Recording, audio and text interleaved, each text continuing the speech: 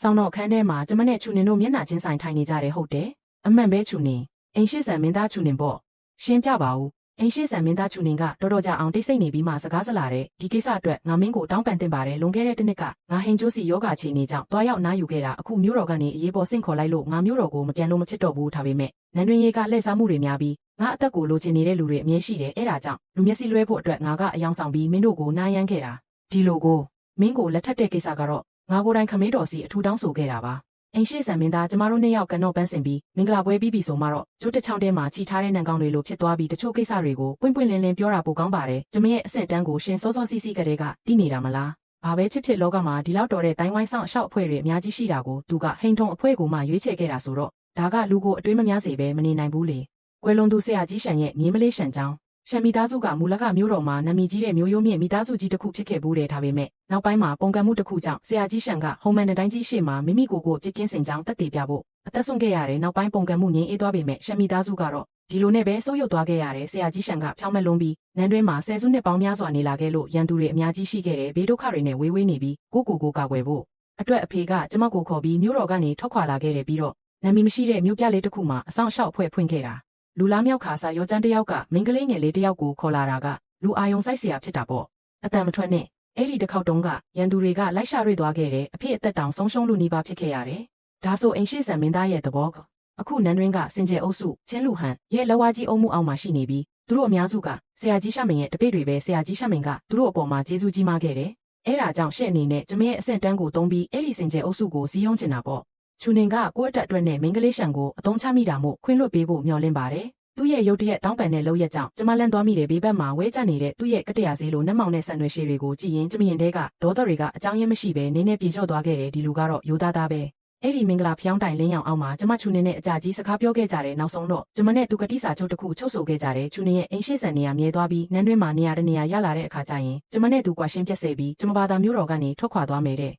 လက်ထက်တဲ့ပထမဆုံးနေ့မှာတင်ကွာရှင်းဖို့အထိစဉ်းစားထားတာကျမကတော့ကျမပါပဲညနေတန်းခေါင်ရဲ့အချိန်မှာတော့အခန်းထဲကအခြေအနေကတဖြည်းဖြည်းပုံစံပြောင်းလာတယ်ဖျောင်းတိုင်လင်းကချူနေရဲ့မျက်နှာဘေးကိုဖြန့်ပတ်နေလို့ကျမငေးကြည့်နေမိတယ်ဒါဆိုကျမတို့အိတ်ကြမလားမစောတော့ဘူးပဲတကယ်ကိုအနားယူတင်ပြီးငါဘေးကအခန်းငယ်မှာသွားအိတ်မယ်သူမတက်ထက်ပြီးတခါဝက်စီလျှောက်သွားတာကိုကျမအဝိုင်းသားစိုက်ကြည့်နေမိတယ်ဘာလို့ချက်ပြီးသားဘဲကြီးပြန်ပြေးသွားသလိုမျိုးခံစားနေရတာလဲအလှပါကလူကိုဒုက္ခပေးတာပဲချူနေရဲ့လက်ကတကားကိုထိမိတဲ့အချိန်မှာကျမကရှာဖျားရပြီးလန့်អော်လိုက်တယ်နေဦးဘာကိစ္စရှိသေးလို့လဲကျမရုတ်တရက်ကိစ္စတစ်ခုတတိယလို့အဲ့ဒီနေ့ကတောင်ပေါ်ကရေဘူးစမ်းရှိမှာရှင်ကျမကိုကင်ခဲ့တယ်ချူနေရဲ့မျက်နှာကချက်ချင်းပဲหนีရဲသွားပြီးတကားကိုကင်ထားတဲ့လက်ကတီးစိတ်မရှိပဲတုံရင်သွားတယ်ကျမကမငင်းချင်းအောင်ဆောင်ပြီးဆက်ပြောလိုက်တယ်ပြီးတော့ရှင်ကျမကိုအကုန်အလွတ်ကြီးမြင်သွားတာလေမင်္ဂလေးရှန်အဲ့ဒီတုန်းကကိစ္စကမတော်တဆပါငါမင်းကိုပြန်ပြီးရော်ကြေးပေးပါမယ်သူကတကယ်ကိုစိတ်ဝင်စားဖို့ကောင်းတယ်လို့ကျမခံစားရတဲ့အမြင်ခံရတာကကျမပါထားပေမဲ့သူ့ရဲ့ဒီလိုပုံစံကိုကြည့်ရင်မသိတဲ့လူဆိုကျမကပဲသူ့ကိုစော်ကားထားတယ်လို့ထင်ကြလိမ့်မယ်သူလှည့်ပြီးထွက်သွားတော့မယ့်အချိန်မှာကျမကချက်ချင်းထည့်ပြီးသူ့အရှိမပိတ်ဆို့လိုက်တယ်မင်းဒါဘာလုပ်တာလဲရော်ကြေးပေးမယ်ဆိုတာအခုချက်ချင်းပဲလေအခုရှင်ကျမကိုပြန်ကင်ခွင့်ပေးလိုက်ရင်ရပြီဝိစာကျမနဲ့သူချုပ်ထားတဲ့အဲ့ဒီကတိစာချုပ်ပေါ်မှာသူကစာတစ်ကြောင်းထပ်တိုးလိုက်ပြန်တယ်ရှန်ချောင်းဒီကွာရှင်းချင်းမပြုတ်မီထိလူမိုက်ဆန်ဆန်တရုတ်ပြက်ပြုတ်မှုချင်းကိုဒါမြစ်သည်ဆိုလိုတာဒီလူကတကယ်ကိုကက်စေးနေတာပဲအိမ်တော်တွေကမောမောတွေပြောပြချက်အရကျမနဲ့ချူနေလက်ထပ်ပြီးတဲ့နောက်မှာသူ့ရဲ့နန်းတွင်းကနေရက်တွေကတော်တော်လေးအဆင်ပြေလာတဲ့သူကစင်ကြယ်အုပ်စုကိုအားကိုးပြီးမိမိရဲ့ရည်မှန်းချက်တွေကိုဖြည်းဖြည်းချင်းအကောင့်ထဲပေါ်လာနိုင်တယ်လို့နန်းတွင်းမှာလေမုန်တိုင်းထန်နေတဲ့ဒုတိယမင်းသားကလည်းတော်တော်လေးငြိမ်သက်သွားခဲ့ရတဲ့အရာအလုံးကကောင်းမွန်တဲ့လမ်းကြောင်းစီကိုဥတီနေပုံပဲတကယ်ကိုမစိုးပါဘူးကျမကတော့နေ့တိုင်းဒီဝင်းထဲမှာပဲအောင်းနေပြီးစားလိုက်တောက်လိုက်ပန်းလေးတွေစိုက်လိုက်ခွေးလေးတွေကိုစနောက်လိုက်နဲ့အဆောင်ရှောက်ဖွဲ့ပြီးအိမ်ကအဖိုးကြီးထက်တောင်ပို့ပြီးအေးလူနေနေရတယ်ကျမလည်းမလောပါဘူးပြင်းလာရင်လန်ရှည်လေးစော့လိုက်နဲ့ဒီလိုနေ့ရက်တွေကိုဖျက်တမ်းလို့ရပါတယ်ဒါပေမဲ့ကျမကိုကြည့်မရတယ်လာပြီးပြဿနာရှာတဲ့လူရှိလာတယ်အိမ်ရှိဆန်မင်းသမီးဒုတိယမင်းသားကျင်ရတော့ကအိမ်ရှိဆန်မင်းသမီးကိုမိဖုရားခေါင်ကြီးစီတူတူသွားပြီးကာယဝပြုဖို့ဖိတ်ခေါ်နေပါတယ်ဖျားမသွားရင်မရဘူးလားကျင်းဝဲရတော့မတင်တော်ပါဘူးဖျားတီးပြီးဒါဆိုလဲသွားကြတာပေါ့အစေခံမလေးကကျမကိုပြင်ဆင်ချက်တပေးပြီးတဲ့နောက်ကျမကစကတ်ကိုမပြီးအိမ်တော်ပြင်ဘက်ကိုရှောက်လာခဲ့တယ်အိမ်ရှိဆန်မင်းသမီးဖြည်းဖြည်းလျှောက်ပါဦးခရာဟုတ်ကဲ့ပါရှင်ပြောပြီးတာနဲ့ဝုန်းခနဲ့မြင်းလဲတဲ့ဝင်ထိုင်လိုက်တော့တယ်ကျမမိဖူးရားခေါင်ကြီးရဲ့နန်းဆောင်အပြင်ဘက်ကိုရောက်ယုံရှိသေးတယ်ဒုတိယမင်းသားကျင်ရတော့လျံကြောင်းနဲ့တိုးတော့တာပဲအလို့ဒါအိမ်ရှိဆန်မင်းသမီးမဟုတ်လားမင်းမျက်စိမမားပါဘူးတောကလာတဲ့လူပြိန်းမကတကယ်ပဲကိုအထင်ကြီးနေတာကိုမဟုတ်တာဒုတိယမင်းသားကျင်ရတော့ကမှအထင်ကြီးစရာပါကျမကဘာကောင်းမို့လို့လဲနင်အိမ်ရှိဆန်မင်းသမီးဒုတိယမင်းသားကျင်ရတော့မိဖူးရားခေါင်ကြီးကအထဲဝင်ခဲ့ဖို့မင်းကြားပါတယ်ဖျား ကျမလျင်ချောင်းကိုဂယုမဆိုင်တော့ပဲနန်းဆောင်တဲ့အရင်ဝင်ခဲ့တဲ့မိဖုရားခေါင်ကြီးကချူနေရဲ့မေတော်ဖြစ်လို့ကျမပေါ်သဘောထားကတော်တော်လေးကောင်းပါတယ်လာဒီမထိုင်ဒုတိယမင်းသားရဲ့မေတော်ကတော့အချစ်တော်မိဖုရားရင်ဖြစ်ပြီးမိဖုရားခေါင်ကြီးကသူမကိုအမြဲကြည့်မရတာမို့လျင်ချောင်းပေါ်မှာလည်းမျက်နှာသာမပေးပါဘူးခန့်နေတော့မိဖုရားခေါင်ကြီးကပင်ပန်းလာတာမို့ကျမနဲ့ဒုတိယမင်းသားကျင်ရတော့နန်းဆောင်အပြင်ကိုပြန်ထွက်လာခဲ့ကြတယ်ကျမပြန်ဖို့ပြင်တော့အိမ်ရှိဆန်မင်းသမီးကဘာလို့ဒီလောက်လောနေရတာလဲမိဖုရားရန်စီမှာပန်းကြည့်ပွဲတော်ရှိနေတာမို့ကျမတို့တူတူသွားကြည့်ကြရအောင်လေအမကြီးရေမပြုံးပါနဲ့တော့မျက်နှာတွေတောင်းကုန်ပြီးအဲ့ဒီပန်းကြည့်ပွဲတော်ကိုကျမနောက်ဆုံးတော့ရောက်သွားခဲ့ရတယ်ဘာပဲဖြစ်ဖြစ်လွတ်အောင်ရှောင်လို့မှမရတာလေပန်းကြည့်ပွဲတော်မှာလူတွေတော်တော်များတယ်ကျမတို့သွားတာကိုမြင်တော့လူအုပ်ကြီးကခါလောက်တိတ်ဆိတ်သွားကြတယ်သူတို့ရဲ့မျက်နှာမူအရာကိုကြည့်တာနဲ့ပဲဒီလူတွေအကုန်လုံးလျင်ချောင်းနဲ့တဖွဲ့တည်းဆိုတာကျမသိလိုက်ပြီဟုတ်ကဲ့ခေါင်းပါပြီးရှင်ပြောတာမှန်ပါတယ်ကျမကတော့ဘာစိတ်အားထက်သန်မှုမှမရှိပဲဝစ်ကြည်တန်းကြည်ပဲပြန်ပြောနေလိုက်တယ်တပတ်ပတ်ပြီးတဲ့နောက်လျင်ချောင်းရဲ့မျက်နှာတစ်ခုလုံးညိုမေးသွားတော့တယ်ပန်းလဲကြည့်ပြီးပြီဆိုတော့အားလုံးကိုအနောက်ရှက်မပေးတော့ပါဘူးကျမအရင်ပြန်ပါရစေဦးသူတို့ချုပ်ပေးတဲ့ဝတ်စုံကတကယ်ကိုနေထိုင်ရခက်တဲ့ဖိနက်ကလည်းခက်တဲ့ခေါင်းပေါ်ကအစင်တန်စာတွေကလည်းခက်တဲ့တကူလုံးကိုအစင်မပြေဘူးအမြန်အိမ်ပြန်ပြီးလဲပစ်ချင်ပြီးကျမအိမ်ပြန်ဖို့စိတ်ဆောနေတာမို့နောက်ကလိုက်လာတဲ့လျင်ယူကိုလုံးဝသတိမထားမိလိုက်ဘူးအိမ်ရှိဆန်မင်းသမီးမပြုတ်ကြခင်စက္ကန့်ပိုင်းလိုမှလျင်ချောင်းရဲ့မကောင်းတဲ့အပြုံးကိုကျမမြင်လိုက်ရတယ်ကျမဝမ်းပိုက်ကိုအားဆိုင်ပြီးကြောက်တရားပေါ်ကိုလန့်ကန်လိုက်တယ်ပြီးတော့အရှိန်နဲ့ဘေးကကြောက်တောင်လူထိပ်ပေါ်ကိုခုန်တက်လိုက်တယ်ကျမအပေါ်မှာထိုင်ပြီးအောက်ကလျင်ချောင်းကိုမုန်းကြည့်လိုက်တယ်အပေါ်တက်ပြီးထိုင်ဦးမလားစကားပြောနေတော့မှပဲဥယျာဉ်တစ်ခါဝါကနေလူချို့ကွက်တီဝင်လာကြတယ်ကျမအကဲခတ်ကြည့်လိုက်တော့ချက်ချင်းကြောင်သွားရတယ်ချူနေနဲ့ဒုတိယမင်းသားချင်ဟဲပြီးတော့နောက်မှလူငယ်ရာရှိတချို့လည်းပါတယ်သွားပြီးကျမကအိမ်ရှိဆန်မင်းသမီးဖြစ်ပြီးဒီလောက်မြင့်ကြီးတက်နေတာကမသိတော့ဘူးမလားကျမအောက်ကိုခုန်ချဖို့ပြင်လိုက်တုံးချူနေကကျမကိုမြင်သွားခဲ့ပြီးရှန်ကြောင်အိမ်ရှိဆန်မင်းသားလည်းလာတာပဲတကယ်တိုက်ဆိုင်တာပဲနော်မင်းအပေါ်ကိုဘာလို့အဲ့လောက်အမြင့်ကြီးတက်နေရတာလဲကျမဘေးပတ်ဝန်းကျင်ကတိတ်တဆိတ်ကြည့်နေတဲ့လူအုပ်ကြီးကိုတစ်ချက်ကြည့်လိုက်ပြီးအပေါ်တက်ပြီးရှုခင်းကြည့်ချင်လို့ပါမတော်တဆအမြင့်ကြီးတက်မိသွားလို့အောက်ပြန်ဆင်းမရတော့လို့ပြောရင်ဝမ်းနဲ့ဟန်ဆောင်ကခေါင်းလေးဆောင်လိုက်တယ်ပြီးတော့ကိုပြန်ဆွဲစိတ်လိုက်တယ်ရှန်ချောင်းဒီဇလန်းကိုစက်ကပ်ရမယ်လူတွေကိုလေကားသွားယူခိုင်းဖို့ပြင်နေတော့မှပဲချူနင်ကအောက်ကနေကျမစီကိုလက်နှစ်ဖက်ဆန်တန်းပေးလာတာကိုမြင်လိုက်ရတယ်မကြောက်နဲ့ဆင်းလာခဲ့ကျမမကြောက်ပါဘူးအဓိကသူ့ကိုဖိမိပြီးတည်သွားမှစိုးလို့ပတ်ဝန်းကျင်မှာလူတွေအများကြီးကြည့်နေကြတာမို့အချိန်ကြာကြီးဆွဲလို့မရဘူးကျမထက်ခါစဉ်းစားပြီးမှကဆန်းကြည့်ဖို့ဆုံးဖြတ်လိုက်တယ်ကျမပုံစံကိုပြင်လိုက်ပြီးချူနေရှိတဲ့ဘက်စီကိုဝုန်းခနဲခုန်ချလိုက်တော့တယ်ယိုဟိုကျမသူ့ကိုအညစ်ကြီးကြည့်မိသွားတဲ့အိမ်ရှိဆန်မင်းသားကကြည့်ရတာနုနုနယ်နယ်လေးထားပေမဲ့ဒီလောက်အားရှိပြီးတောင်းတင်းလိုက်မယ်လို့မထင်ထားမိဘူးခံစားလို့မဆုံးသေးခင်မှာပဲသူကကျမကိုချက်ချင်းအောက်ပြန်ချပေးလိုက်တယ်သူ့ရဲ့ညီရဲသွားတဲ့နားရွက်တွေကိုကြည့်ပြီးကျမကောက်ချက်တစ်ခုချလိုက်မိတယ်အိမ်ရှိဆန်မင်းသားကအရေးချင်းကိုဖုံးကွယ်ထားတာပဲပြီးတော့တကယ်ကိုအကြည့်ကင်းစင်တာအိမ်ရှိဆန်မင်းသားကကျမကိုစကားမပြောတော့ဘူးမင်းကတိစာချုပ်ကိုချိုးဖောက်လိုက်ပြီးကောင်းကင်နဲ့မြေကြီးတက်တည်ထူပါတယ်ကျမတကယ်လူမိုက်မဆန်ပါဘူးမတော်တဆထိမိသွားတာပါဟုတ်တယ်မတော်တဆကျမဒီလောက်လူအများကြီးရဲ့အနိုင်ကျင့်တာခံခဲ့ရတာကိုပြန်ရောက်တော့ရှင်ကကျမကိုစကားမပြောဘူးကျမတကယ်ဝမ်းနည်းမိပါတယ်နောက်ဒီလိုပွဲမျိုးတွေကိုမင်းမသွားချင်ရင်မသွားနဲ့မောပြောတာကသူတပားဘာပဲပြောမင်းမသွားချင်ရင်မသွားနဲ့တဲ့ငါမင်းကိုနန်းတွင်းမှာနေရဖို့အသုံးချခဲ့တာဆိုတော့မင်းအတွက်ဒီလောက်လွတ်လပ်ခွင့်လေးတောင်မပေးနိုင်ရင်မဖြစ်ဘူးလေသူ့ရဲ့စကားတန်ကအေးဆေးလုံးနဲ့ကျမကိုတစ်ချက်တောင်လက်မကြည့်ဘူးဒါပေမဲ့ကျမကတော့ကြောင်သွားမိတယ်ခုနကနောက်ဖေးဝင်ရင်မှရင်ခုန်တာမဟုတ်ပါဘူးအခုဘာလို့နှလုံးခုန်တန်တွေဒီလောက်မြင်နေရတာလဲကျမရဲ့လန်ရှည်ကဒီနေ့မတော့ရသေးဘူးထင်တယ်သွားတော့လိုက်ဦးမယ်ပြောပြီးတာနဲ့ကျမလှည့်ပြီးထွက်ပြေးခဲ့တော့တယ်အပြင်းမြန်လုံးလို့ချူနေရဲ့နှုတ်ခမ်းဖျားမှာဖြက်ခနဲပေါ်လာတဲ့အပြုံးကိုကျမလွတ်သွားခဲ့ရတယ်ချူနင်ကနန်းတွင်းမှာထင်ပေါ်လာပြီးခမဲတော်ကသူ့ကိုပို့ပြီးတန်ဖိုးထားလာတဲ့မကြခင်ကဂူလင်မြစ်ကရေကြီးပြီးဘေးပတ်ဝန်းကျင်ကရွာတွေကိုမြုပ်ပစ်ခဲ့တဲ့အနည်းဆုံးဖြစ်တဲ့ဆန်အမ်းမြို့တောင်ဒုက္ခရောက်ခဲ့ရတဲ့အိမ်ရှိဆန်ကအကရောက်ကိုစားဆန်အမ်းမြို့စီသွားရောက်ပြီးဒုက္ခသည်တွေကိုအားပေးရမယ်ဒါကအတွေ့အကြုံယူခြင်းဖြစ်တယ်လို့စမ်းသပ်မှုလည်းဖြစ်တယ်ဘာပဲဖြစ်ဖြစ်ရေကြီးတာကဘယ်ချိန်မှနောက်တစ်ခေါက်ပြန်ကျလာမလဲဆိုတာဘယ်သူမှမသိတာမို့ချူနေမျိုးတော်ကနေထွက်ခွာမဲ့နေ့ကသူအရန်စောထက်ခဲ့တယ်သူကျမရဲ့အခန်းတစ်ခါဝမှာအကြာကြီးတုတ်ဆိုင်နေပြီးမှနောက်ဆုံးတော့တခါမခောက်ပဲထွက်သွားခဲ့တယ်သူမြင်လဲတဲ့ဝင်ထိုင်လိုက်တဲ့အချိန်မှာပဲကျမအတန်ကျဲကြီးနဲ့လှမ်းអော်လိုက်တယ်အိမ်ရှိဆန်မင်းသားမြဲထိုင်ပါဦးထွက်ခွာဖို့ပြင်ဆင်ပါပြီရှန်ချောင်းမင်းဘာလို့ဒီရောက်နေတာလဲကျမကဟိန်ထုံအဆောင်ရှောက်ဖွဲ့ရဲ့တခင်လေးပဲရှင့်ကိုဆန်အန်းတီစောင့်ရှောက်ပေးဖို့ကကျမတွက်မခက်ခဲပါဘူးသူကျမကိုစိုက်ကြည့်နေတာမို့မျက်နှာလေးပူလာရတယ်ပိုက်ဆံတော့ပေးရမှာနော်ကောင်းပါပြီကျမတို့ဆန်အန်းကိုသွားတဲ့ခီးစဉ်ကကံကောင်းပါတဲ့ရေက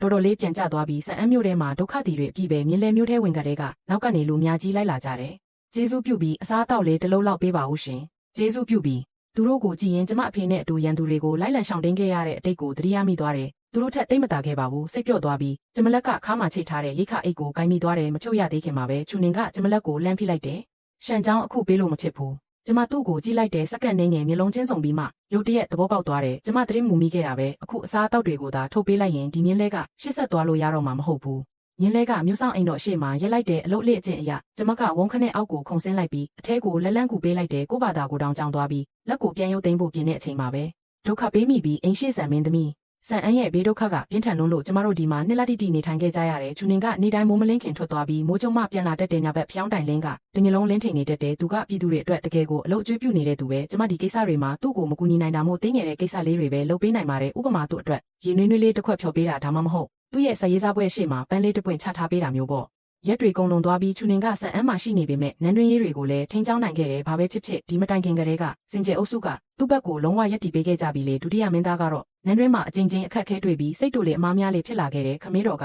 သဘောမကျတာမို့သူ့ကိုအိမ်တွင်းကျဲချုပ်ချပြီးနောင်တရခိုင်းထားပြီးကျမဒီသတင်းကိုကြားတော့ရင်ထဲမှာမတိမတာဝမ်းသာမိသွားတယ်။ကျမလည်းသူ့ကိုတကယ်ကူညီပေးနိုင်ခဲ့ပြီလို့ခံစားရလို့ပေါ့။နှစ်လအကြာမှာတော့ဆန်အန်းရဲ့ဘေးဒုက္ခကိုထိန်းချုပ်နိုင်ခဲ့ပြီးကျမတို့မျိုးတော်ကိုပြန်မဲ့မြင်းလဲပေါ်တက်ခဲ့ကြတယ်။ဒီတစ်ခေါက်တော့အိမ်ရှိဆန်မင်းသားကကျမအတွက်မြင်းမောင်းပေးရမယ့်အလှည့်ပဲ။ရှင်ပိုက်ဆံမပေးချင်လို့ကျမအတွက်မြင်းမောင်းပေးတာမလား။မင်းပြောသလိုပဲထားပါတော့လမ်းကြားလေးတစ်ခုကိုဖြတ်တော့လမ်းဘေးမှာတော်ပန်းတွေကြီးပွင့်နေတာမို့ချူနင်ကပန်းလေးတစ်ပွင့်ကိုခူပြီးကျမရဲ့ခေါင်းမှာထိုးဆိုင်ပေးလိုက်တယ်။ကျမအနီးကပ်မြင်နေရတဲ့သူ့ရဲ့ဆွဲဆောင်မှုရှိတဲ့လဲစလုတ်ကိုကြည့်ပြီးကြောက်သွားမိတယ်။ဒါဘာလို့တာလဲ။ပန်ထားတော့လှလို့ပါ။ကျမမပန်လဲလှတာပဲခေါင်းပေါ်မှာပန်းပန်ရတာကျမတကယ်အဆက်မပြေဘူး။ကျမလက်လန်းပြီးဖြုတ်ဖို့ပြင်တော့မိန်းကလေးဆိုတာပန်းလေးပါလေးပန်ရတယ်လေ။ဒီစကားကအရန်နားကျင်နေတာမို့ကျမကြောင်သွားပြီးပန်းဖြုတ်မဲ့လက်ကိုဖြည်းဖြည်းချင်းပြန်ချလိုက်မိတယ်။အိမ်ရှိဆန်ချူနင်ကဆန်အန်းကနေမြို့တော်ကိုပြန်ရောက်ကြတဲ့ကခမေးတော်ရဲ့အထူးတန်ဖိုးထားခြင်းကိုခံရတဲ့ပြည်သူတွေကလည်းဒီမင်းသားအပေါ်ချီးမွမ်းလို့မဆုံးကြဘူးကြားရတဲ့လောက်တော့ခမေးတော်ကသူ့ကိုအမိန့်စာချွန်လွှာတွေကိုပါကိုစားစစ်ဆေးခိုင်းနေပြီးတဲ့လူတွေရဲ့ချီးမွမ်းတန်တွေကိုကြားရပေမဲ့ကျမကတော့စတင်ပြီးစိတ်ညစ်လာရတဲ့ချူနင်ကနန်းတွင်းမှာနေရာမြဲသွားပြီဆိုတော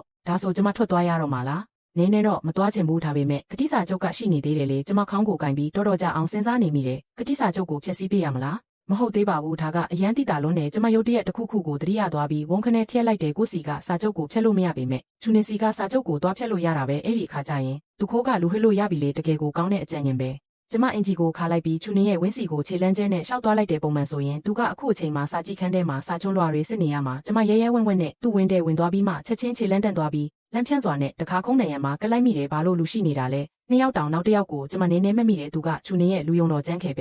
သူတို့နှစ်ယောက်စကားပြောတန်ကအထဲကနေထွက်လာတဲ့ကျမစိတ်ကိုတည်ငြိမ်အောင်ထားပြီးတိတ်တဆိတ်ပြန်လဲထွက်ခွာဖို့ပြင်လိုက်တုံးကျန်းခဲ့ရဲ့စကားတခုံးကိုအတိအချကြားလိုက်ရလို့ကျမခြေလန်းပြန်တန်းသွားရပြန်တယ်အိမ်တွင်းရေးဝင်ကြီးလန်ရဲ့သမီးတော်နဲ့စစ်တူကြီးဖေရဲ့သမီးတော်တို့ကပညာတတ်ပြီးရင်ကျေးတိမ်မွေးကြပါတယ်ခရားအတိကကတော့သူတို့ကမင်းသားကြီးရဲ့နောင်ရဲ့အတွက်အကျိုးများကြီးရှိစေမှာပါခရားကျမတော်ကြအောင်ကြောင်သွားပြီးမှကမန်းကတန်းပြန်လဲထွက်ခဲ့ရတယ်တကယ်ကိုတနာစရာပဲဒါဆိုကျမကဘာလို့ဆက်နေရဦးမှာလဲသူကငယ်နှောင်းတွေတောင်ယူတော့မှာကိုကျမကဒီမှာရက်ပြီးသူတို့ကိုလက်ခုပ်တီးပြီးဂုဏ်ပြုပေးရမှာလားမလိုပါဘူးလုံးဝမလိုဘူးကျမအခန်းပြန်ပြီးပစ္စည်းသိမ်းဖို့ပြင်နှုံးဗမာတိုက်ကိုဖြစ်တော့ခြေလန်းပြန်ရက်သွားပြန်နေကျမကိုဒီလောက်အတုံးချခဲ့တာဆိုတော့ရော်ကြီးနည်းနည်းပါးပါးယူသွားတာမလွန်ပါဘူးဟုတ်တယ်မလွန်ဘူးကျမအခန်းထဲမှာတစ်တာတွေအကုန်မွေးနောက်ပြီးရှာနေတာအကြကြီးရှိပြီးထူးဆန်းလိုက်တာကျမရဲ့ကတိစာချုပ်ကဘယ်ရောက်သွားတာလဲဒီနေ့ကျမအခန်းထဲဘယ်သူလာသေးလဲဒီနေ့အင်းရှိဆန်မင်းသားပဲလာသွားပါတယ်ခရားတခြားလူမလာပါဘူးသူဘယ်ချိန်ကလာတာလဲအစီခံမလေးရဲ့မျက်နှာအမူအရာကတမျိုးကြီးဖြစ်နေပြီးမျက်လုံးတွေကဟိုဟိုဒီဒီပြေးနေတယ်ပြီးတော့ကျမရဲ့နောက်ကျောဘက်ကိုခဏခဏလမ်းကြည့်နေတယ်ကျမဝုန်းခနဲ့ခေါင်းလက်ကြည့်လိုက်တော့စင်ကြံလန်းထောင်းချိုးကနေခြေထောက်တစ်ဖက်ဝုန်းခနဲ့ပြန်ရုပ်သွားတာကိုမြင်လိုက်ရတယ်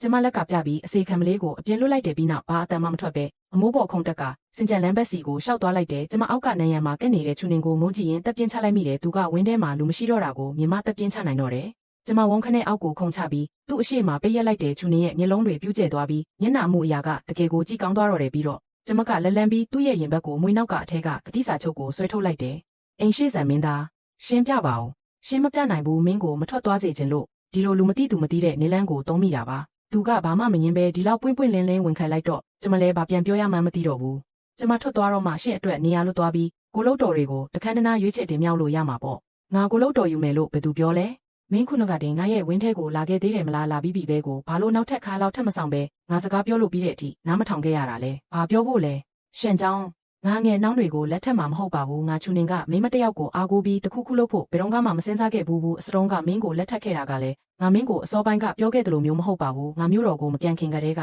စင်ကြယ်အုပ်စုကငါဘက်မှာရက်တီပေးပြီးသားပါဒါဆိုရှင်ကငါမင်းကိုလက်ထက်တာမင်းကိုလက်ထက်ချင်ုံတက်တင်ပါသူကကျမကိုစောစောစီးစီးကလေးကတွေ့ဘူးခဲ့တာတဲ့ကျမတီးထားတာထက်တောင်အများကြီးပိုစောသေးတယ်အဲ့ဒီနှစ်ကကျမအသက်9နှစ်မျိုးတော်မှာပုံကံမှုဖြစ်ပွားခဲ့တဲ့ဆရာကြီးရှမင်ကငယ်ရွယ်တဲ့မင်းသားနဲ့သူ့ရဲ့မြေးမလေးထွက်ပြေးဖို့အချိန်ဆွဲပေးတဲ့အနေနဲ့နန်းတော်တကားဝမှာပုံကံသူတွေရဲ့ဝိုင်းရံခြင်းကိုခံခဲ့ရတယ်အဲ့ဒီတုန်းကမင်းနဲ့ငါကလမ်းကြားထဲကကောက်ရိုးပုံထဲမှာပုံနေခဲ့ကြတာမင်းကငါထက်အများကြီးပို့ပြီးတင်းငိမ့်တဲ့ငါအတန်မထွက်မိအောင်ငါပါဆက်ကိုအတင်းလမ်းပိတ်ထားခဲ့တာလေငါကအရန်ကြောက်လုံးလို့လှည့်ပြီးမင်းရဲ့ပခုံးကိုကိုက်ပစ်ခဲ့မိတယ်မင်းရဲ့ကြောပြင်မှာအမာရွတ်တွေအများကြီးရှိတဲ့အထက်ကတခုကငါချန်ထားခဲ့တာပဲသူပြောတဲ့ဒီအကြောင်းအရာတွေကိုကျမလုံးဝမမှတ်မိတော့ဘူးဒီနှစ်တွေတလျှောက်လုံးငါမင်းကိုအမြဲရှာနေခဲ့တာမင်းကိုလက်ထပ်ဖို့အမင်းတောင်းခံခဲ့တာက ငါဆယ်စုနှစ်တစ်ခုစာလောက်တေချာစဉ်းစားပြီးမှဆုံးဖြတ်ခဲ့တာပါဟိုဟာလေကျမရဲ့ဦးနောက်ထဲမှာမီရှူမီပန်းတွေပေါက်ကွဲသွားသလိုမျိုးဖြစ်သွားရတယ်၃နှစ်ကြာပြီးတဲ့နောက်မှာတော့ကျမကမြင်းပေါ်မှာထိုင်ရင်းမျက်နှာတစ်ခုလုံးညှို့ငယ်နေမိတယ်သခင်လေးဘာဖြစ်လို့လဲပြင်းလို့လားအိမ်ရှိဆန်မင်းသားကသခင်လေးကိုအပြင်ထွက်ပြီးအဆောင်အရှောက်အဖွဲလုပ်ဖို့ခွင့်ပြုပေးထားပြီးပဲဥစား